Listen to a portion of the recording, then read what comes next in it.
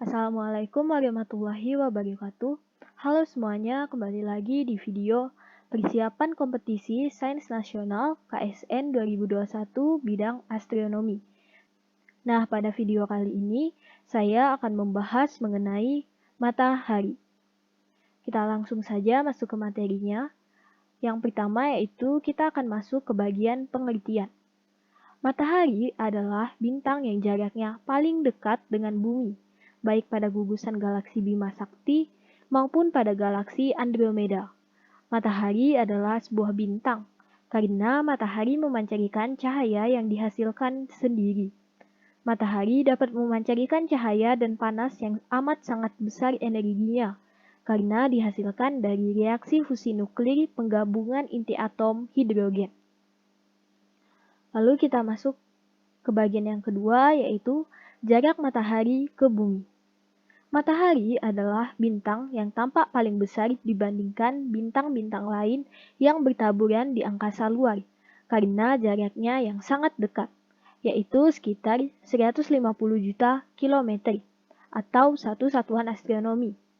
Nah, jarak kedudukan terdekat matahari ke bumi jaraknya adalah 147 juta kilometer, yang disebut perihelium, yaitu pada tanggal 1 Januari. Sedangkan jarak paling jauh matahari ke bumi, yaitu kurang lebih sekitar 152 juta kilometer, yang disebut aphelium, yaitu pada tanggal 1 Juli. 140 juta kilometer dan 152 juta kilometer. Lalu kita lanjut lagi ke bagian yang ketiga, yaitu suhu matahari. Panas matahari pada permukaannya adalah kurang lebih 6.000 derajat Celcius, sedangkan pada inti matahari temperatur mencapai 150 juta derajat Celcius. Dari waktu ke waktu, suhu matahari akan diperkirakan semakin dingin, dan akhirnya mati bersama planet-planet lain, termasuk bumi. Lalu kita masuk ke bagian penyusun matahari.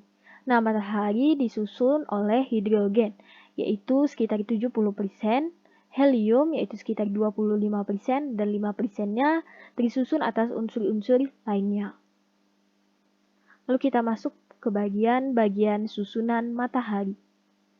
Yang pertama ada fotosfer, yaitu bagian lapisan permukaan yang memancarkan cahaya yang kuat dan menyilaukan.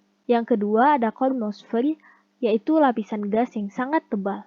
Dan yang ketiga ada korona, adalah lapisan atmosfer terluar matahari. Nah, kita lanjut ke bagian struktur lapisan matahari. Yang pertama ada inti. Inti adalah bagian paling dalam dari matahari. Inti adalah sumber semua energi matahari. Gravitasi mengkompresi matahari hingga hidrogen yang terkompres digabungkan, sehingga membentuk helium dan melepaskan energi dalam bentuk fusi nuklir. Inti matahari memiliki suhu yang sangat tinggi, lebih dari 15 juta derajat Kelvin, dan material intinya sangat rapat atau padat. Ini adalah kombinasi dari dua sifat yang menciptakan lingkungan yang tepat untuk reaksi nuklir terjadi. Lalu yang kedua yaitu zona radiasi. Lapisan di atas inti matahari. Densitas perlahan menurun ketika menjauh dari inti. Cahaya yang dihasilkan oleh fusi nuklir di inti bergerak keluar dari kulit inti matahari menuju zona radiasi. Lapisan ini tidak sepadat dengan inti, tapi masih padat, sehingga cahaya dari inti memantul keluar sekitar 100.000 tahun untuk bergerak melalui zona radiasi. Lalu yang ketiga yaitu zona konveksi. Ini adalah lapisan matahari di atas zona radiasi. Di luar zona radiasi, suhu relatif dingin. 2 juta derajat Kelvin di zona konveksi dan 5 juta derajat Kelvin di zona radiasi. Pada suhu ini, atom-atom di dalamnya akan menyerap energi. Tapi karena atom dingin dan padat, atom tidak melepaskannya begitu mudah. Akibatnya, transfer energi oleh radiasi melambat secara signifikan. Cara transfer energi yang paling efisien sekarang adalah konveksi. Material yang lebih panas di dekat bagian atas zona radiasi, yaitu bagian bawah zona konveksi, naik dan material yang diserap meresap ke bagian bawah. Sebagian material panas mencapai bagian atas zona konveksi, mulai mendingin dan tenggelam, dan saat menenggelamkannya lagi dan akan naik. Lalu yang keempat yaitu fotosfer.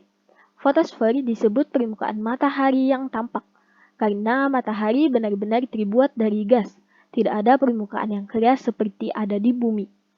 Fotosfer adalah satu disk yang bisa dilihat di langit saat melihat matahari melalui teleskop yang disaring atau sebagai proyeksi di selembar kertas.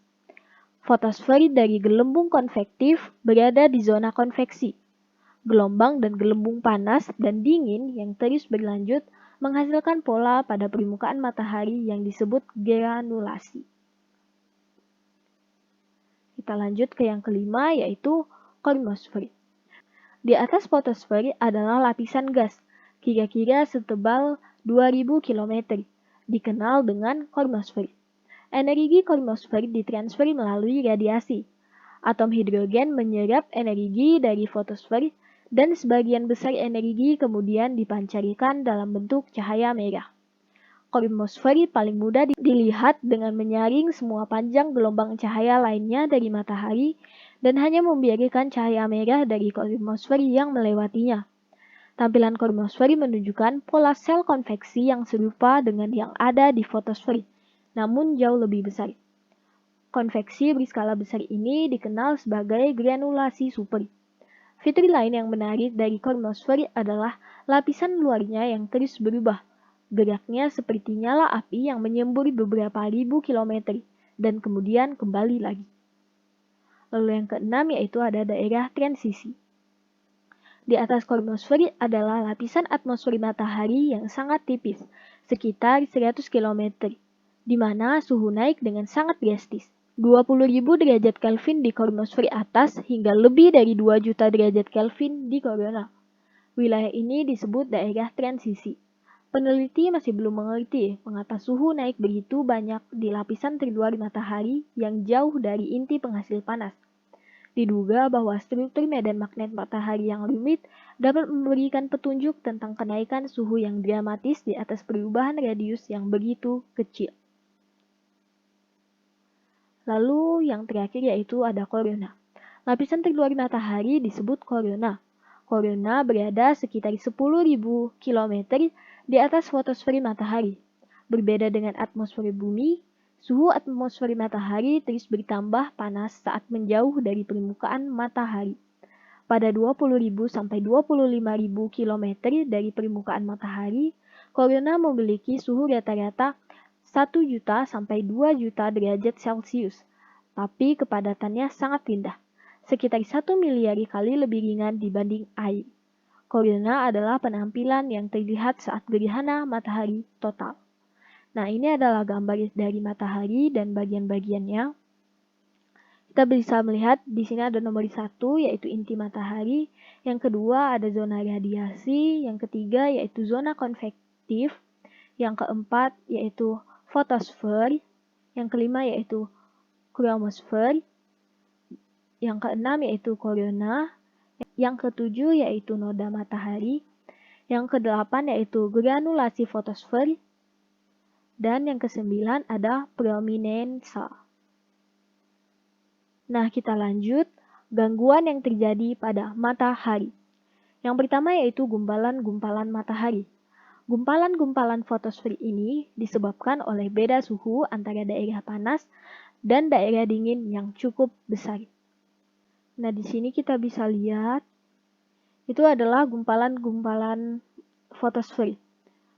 Gas panas yang mengepul dan bergumpal-gumpal pada fotosfer. Ini adalah gas panas yang mengepul di bagian fotosfer. Lalu yang kedua ada bintik matahari. Bintik matahari adalah daerah gelap pada fotosfer. Tampak gelap karena suhunya lebih rendah daripada suhu fotosfer di sekitarnya. Sebuah bintik matahari suhunya antara 4.000 sampai 5.000 derajat Celcius. Bintik matahari ini ditimbulkan oleh perubahan medan magnetik di matahari. Bintik matahari dapat tunggal ataupun dalam kelompok. Ia bergerak melintasi fotosfer disebabkan oleh rotasi matahari pada sumbunya. Sebuah bintik bisa berukuran 10.000 km dari tepi ke tepi. Bintik besar dapat mencapai 200.000 sampai 300.000 km. Dan bintik kecil atau disebut pori-pori kurang dari 3.000 km. Sebuah pori-pori bisa bertahan di bawah 1 jam, sedangkan bintik yang besar mampu bertahan selama 250 hari. Nah, ini dia bintik matahari. Nah, ini adalah bintik matahari yang disebabkan perbedaan suhu tadi.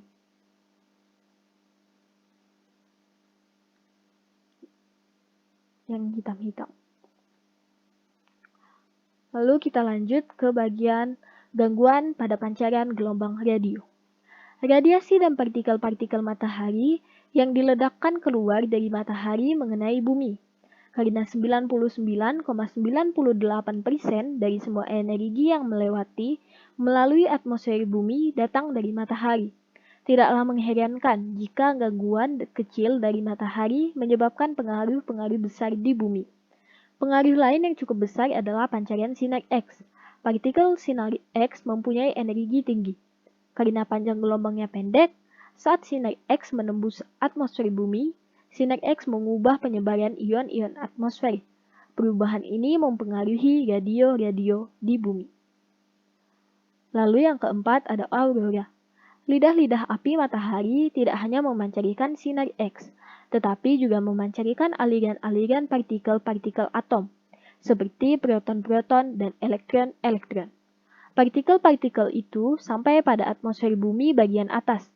Kemudian partikel mengubah sifat kimia atmosfer dan menciptakan nyata yang sangat terang, yang disebut aurora. Aurora tampak fantastik, berwarna, dengan pola-pola cahaya tampak pada waktu malam. Aurora ini tampak di daerah kutub utara maupun kutub selatan. Nah, mungkin teman-teman tidak asing lagi ya dengan aurora. Nah, gambarannya seperti ini. Ini adalah aurora yang berwarna-warna. Nah, ini adalah aurora yang berwarna. Nah, hanya sekian yang dapat saya sampaikan. Jika terdapat kesalahan, mohon dimaafkan. Wassalamualaikum warahmatullahi wabarakatuh.